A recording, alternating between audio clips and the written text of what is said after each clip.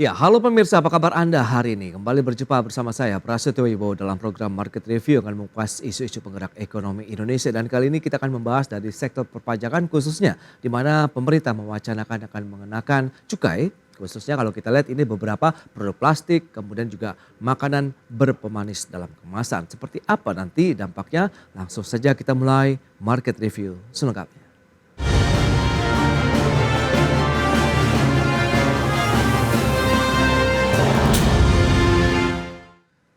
Ya, pemirsa, pemerintah hingga kini terus mematangkan rencana penerapan cukai terhadap produk plastik dan juga makanan berpemanis dalam minuman kemasan, maksud kami minuman berpemanis dalam kemasan atau MBDK, di mana Direktorat Jenderal Bea dan Cukai akan memberlakukan cukai pada 4 jenis produk plastik dan 2 kelompok MBDK.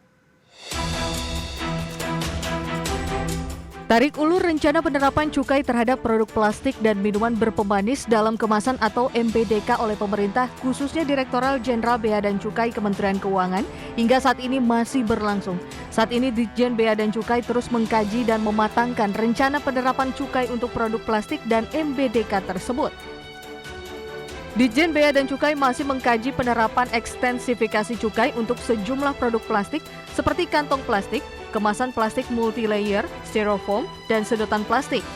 Selain itu, Ditjen Bea dan Cukai juga akan menerapkan cukai untuk 2 kelompok minuman berpemanis dalam kemasan, yaitu minuman siap saji dan konsentrat yang dikemas dalam bentuk penjualan eceran. Adapun minuman siap saji yang akan dikenakan cukai diantaranya sari buah kemasan dengan tambahan gula, minuman berenergi, minuman lain seperti kopi, teh, minuman berkarbonasi dan lainnya, serta larutan penyegar.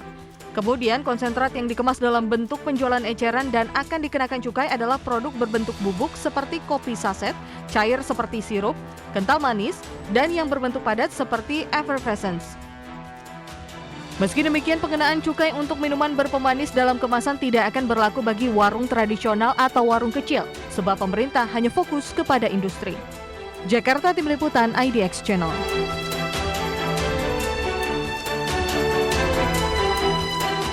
Ya, pemirsa, untuk membahas tema menarik kita kali ini terkait dengan tarik ulur penerapan cukai produk plastik dan juga MBDK, kita sudah tersambung melalui Zoom bersama dengan Mas Fajri Akbar, Research Manager dari Center for Indonesia Taxation Analysis atau CITA. Halo, selamat pagi.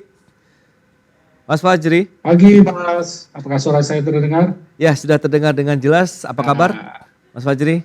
Baik. Ketemu lagi nih Mas. Ya, terima kasih juga atas waktu yang disempatkan. Menarik kalau kita lihat pemerintah masih terus berupaya ini mencari pos-pos baru tentunya untuk bisa mendukung lagi penerimaan negara begitu dari pajak kemudian cukai. Nah, yang tertarik pertama ini adalah bagaimana cukai produk plastik MKBD ini akan diterapkan. Pandangan dari CITA sendiri ini bagaimana? Ya, memang ekstensifikasi barang kena cukai itu perlu dilakukan oleh pemerintah.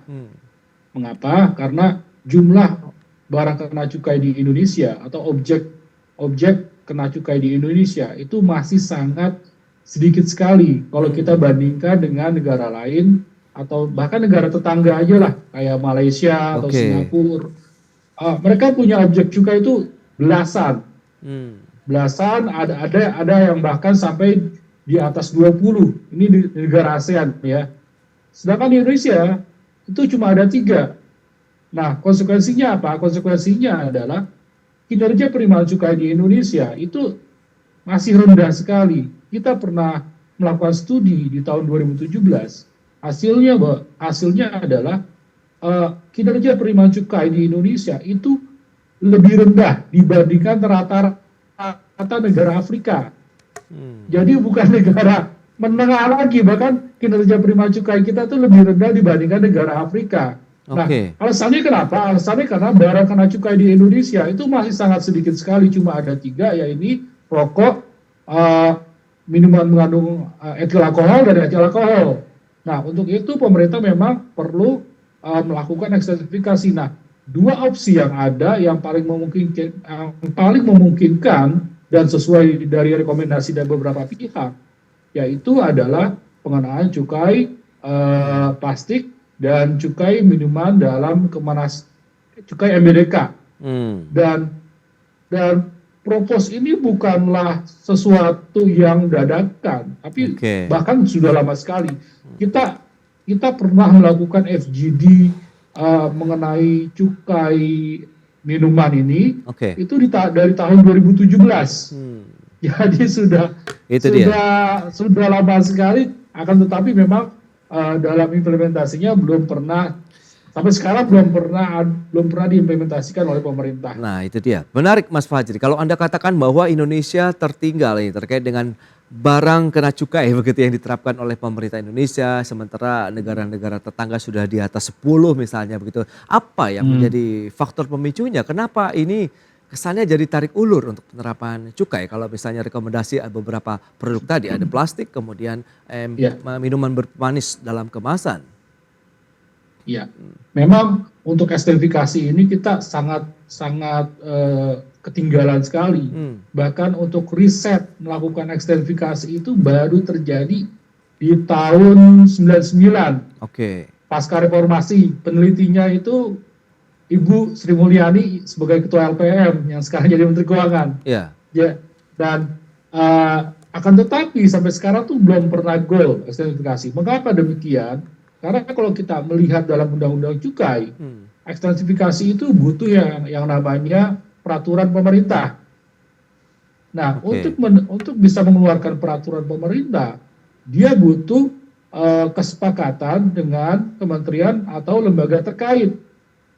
Nah, seperti kita ketahui bahwasanya di pemerintahan Indonesia, siapapun pemerintahnya, setiap kementerian dan lembaga ini kan punya agenda yang berbeda.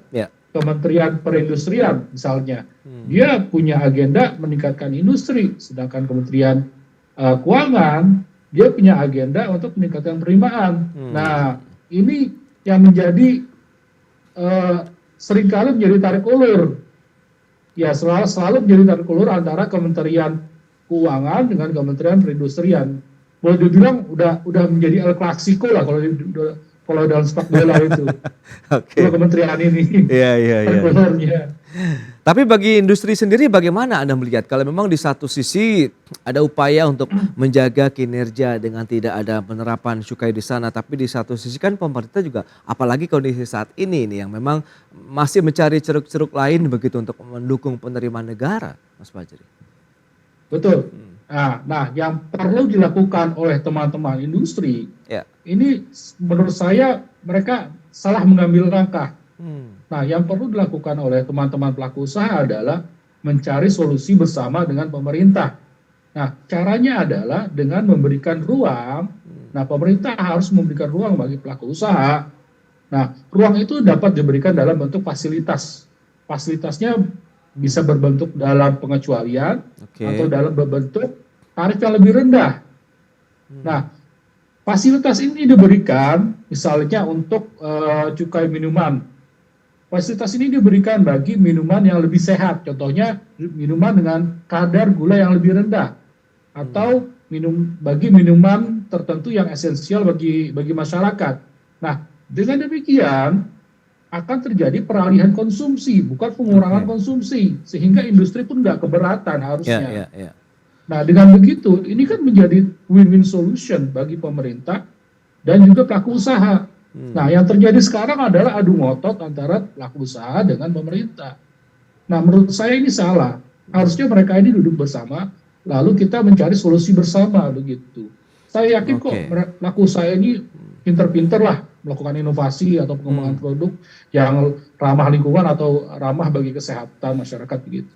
Berarti menarik begitu ya, kalau bicara tarik ulur berarti akan lebih lama lagi dengan beberapa pihak yang berkepentingan nih terkait dengan cukai maupun dari pelaku industri. Kita akan bahas nanti di segmen berikutnya karena kita masih menantikan narasumber satu lagi nih, Mas Fajri, dari pelaku usaha khususnya dari Inaplas, dan semoga bisa bergabung nanti di segmen berikutnya. Dan pemirsa, kami akan segera kembali usai pariwara berikut ini.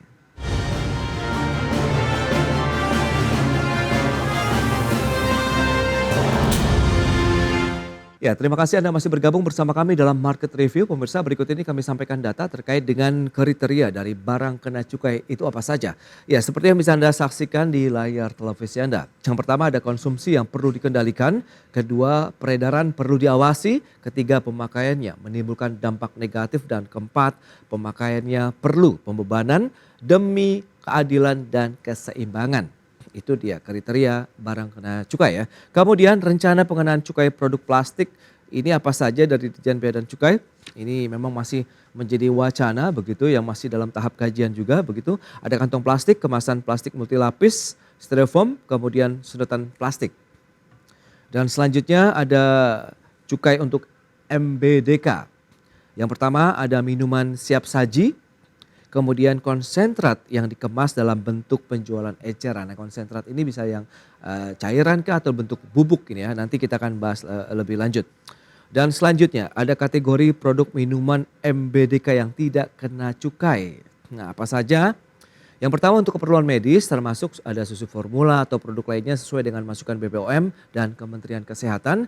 Kedua produk alami tanpa pemanis tambahan, ada madu, jus sayur atau jus buah. Dan ketiga minuman yang dijual atau dikonsumsi di tempat misalnya di warung makan. Jadi ini lebih mengarah kepada warung-warung kecil, sektor mikro ya, usaha kecil dan menengah juga. Baik, kita akan lanjutkan kembali perbincangan bersama dengan Mas Fajri Akbar, Research Manager dari Cita. Ya, Mas Fajri, kita akan lanjutkan kembali. Kalau beberapa data tadi yang sudah disampaikan, kemudian pembahasan terkait dengan cukai yang memang kita baru sedikit lah dibandingkan dengan negara-negara ASEAN lainnya, ini perjalanannya sudah cukup panjang. Apakah akan mencapai finish begitu titik akhir di tahun 2024 ini atau masih akan ada jalan yang lebih panjang lagi? Untuk 2024 ini saya sangat ragu akan finish ya. Jadi untuk tahun 2024 ini kalau untuk pemerintahan Joko Widodo kemungkinan besar dia akan merelakan. Jadi mereka udah pasrah lah. Yeah. Jadi udah pasrah, udah istilahnya udah kasih bola ke pemerintahan Prabowo Gibran. Nah, untuk pemerintah Prabowo Gibran 2025 semua akan bergantung ke komitmen presiden. Ya, ini Pak Prabowo. Apakah beliau punya komitmen betul-betul untuk menggolkan ekstensifikasi ini atau tidak? Karena balik lagi, yang selama ini menjadi halangan adalah rintangan politis.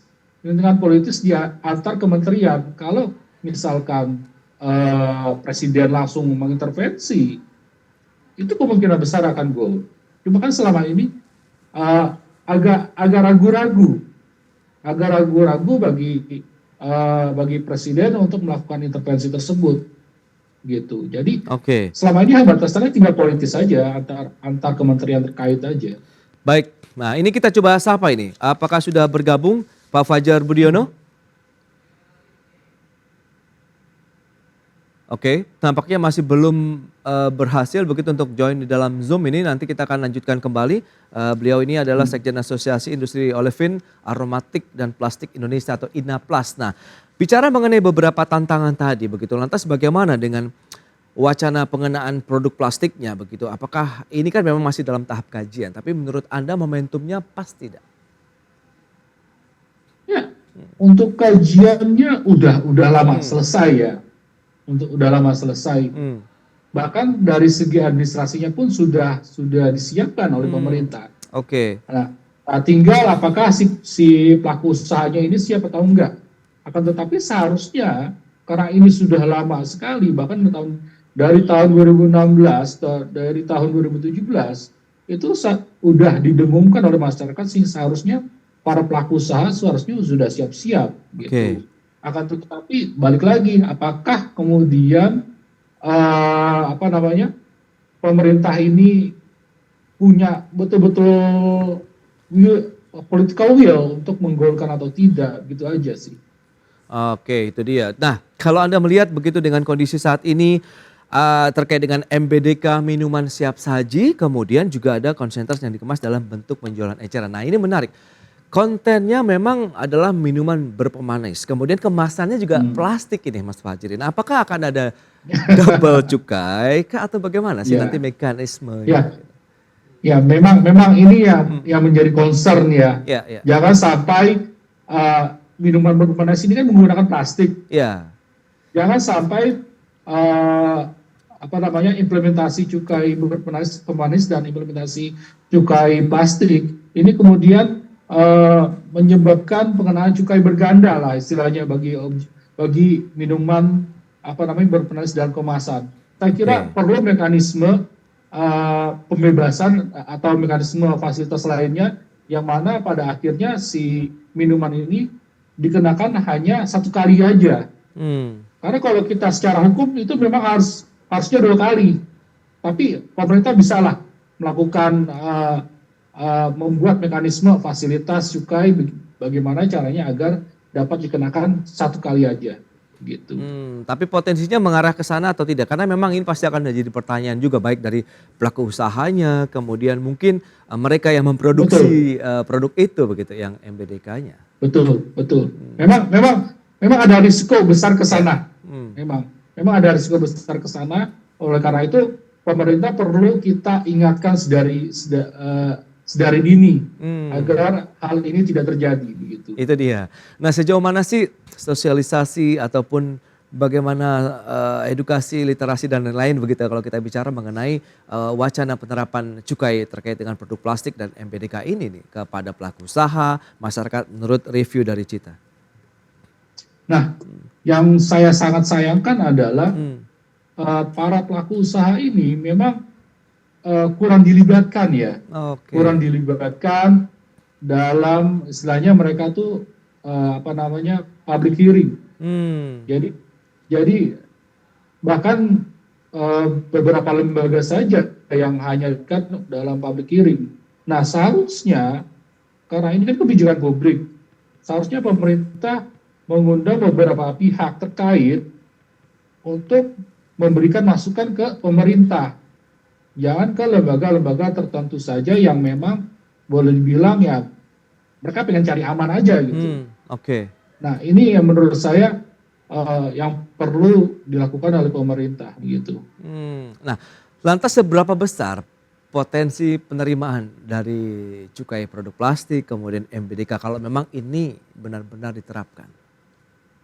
Nah kalau hitung-hitungan pemerintah ya kalau saya lihat di Perpres tahun 76 tahun 2023 untuk plastik itu 1,8 triliun dan untuk cukai MBDK sebesar 4,3 triliun. Memang kalau kita lihat defisit anggaran kita tuh nggak sesuai lah ya, nggak sebesar nggak akan nutup istilahnya. Tetapi menurut saya ini kan awalan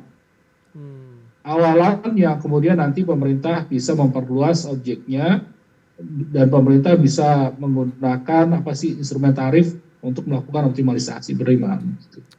Tapi ada kekhawatiran tidak sih pada saat suatu barang atau produk begitu ya kaitannya dengan konsumsi masyarakat begitu, ada kenaikan harga, ini kan sensitif sekali di masyarakat begitu. Nanti pada saat cukainya naik, harganya melonjak terus daya belinya kondisi seperti saat ini kan sedang sedikit tertahan begitu, ada dampak tidak sih akan menurun juga seperti yang saya bilang bahwasanya terkait dampak ekonomi ini yang perlu pemerintah lakukan adalah memberi ruang bagi para pelaku usaha. Jadi pemerintah perlu memberikan beberapa fasilitas, baik itu fasilitas pengecualian atau fasilitas tarif, yang mana akan mendorong masyarakat untuk beralih konsumsi, bukan mengurangi konsumsi. Kalau dia beralih konsumsi, maka dampak ekonominya akan minim, ya kan?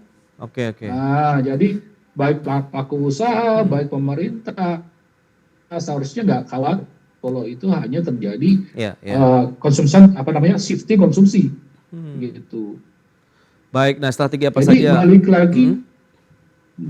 lagi yang perlu dilakukan adalah desain kebijakan yang tepat, dan itu dapat dilakukan kalau pemerintah mau mendengarkan dari beberapa pihak yang boleh dibilang ya kompeten gitu, termasuk dari para pelaku usaha. Nah itu dia, kita akan bahas nanti solusinya seperti apa begitu, sehingga win-win solution lah ya dari pemerintah, pelaku usaha dan juga masyarakat. Kita akan bahas nanti di segmen berikutnya. Mas Fajri, kita akan jeda dulu sebentar, dan pemirsa kami akan segera kembali usai pariwara berikut ini.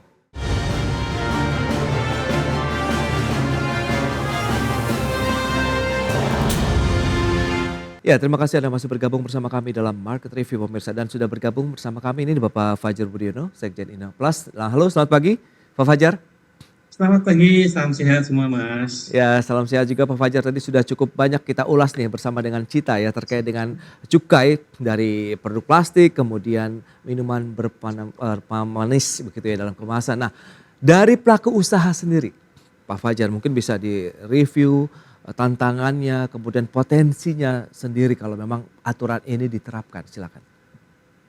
Jadi kalau dari kami pertama-tama cukai plastik ya sudah lama kita bahas dan berbincangkan sampai saat ini kami masih tetap kurang relevan kalau untuk diterapkan. Kalau memang momentumnya untuk perbaikan lingkungan bukan itu solusinya, karena Bapenas sendiri sudah punya roadmap itu ke circular economy, di mana nanti di situ ada insentif bagi perusahaan-perusahaan yang sudah menerapkan circular economy terutama di sektor packaging plastik. Kemudian yang kedua, kalau itu memang concernnya ke penerimaan negara, ya saat ini kita lagi babak belur karena pasca Permendak 36 ini direvisi jadi Permendak 8, barang jadi plastik banjir, jadi masuk ke dalam negeri. Sementara demand juga belum baik-baik amat.